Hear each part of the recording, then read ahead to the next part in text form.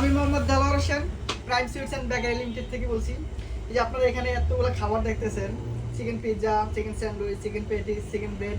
So এই খাবারগুলো আজকে আমরা এমন মানুষদের মাঝে বিতরণ করব যারা এগুলা কখনো খেতে পারে না বা খাওয়ার সামর্থ্য থাকে না।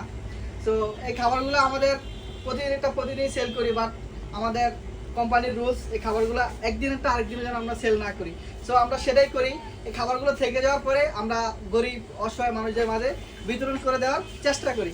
সো আজকে আমি সবগুলো খাবার বিতরণ করব। আমরা একটা প্যাকেটে যে কোনো 2টা আইটেম ঢুকিয়ে প্যাকেট করব।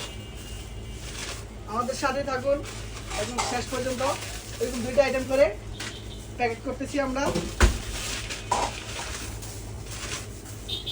দেখি কত প্যাকেট হয় আর কতজন মানুষদেরকে দেওয়া যায়।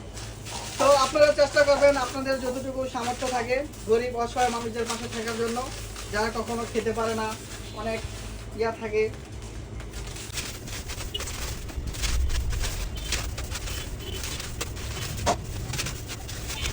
আলহামদুলিল্লাহ আজকে 15 থেকে 20টি প্যাকেটের মতো হয়েছে।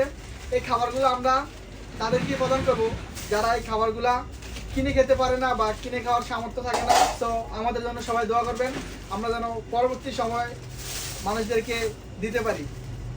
ধন্যবাদ সবাইকে।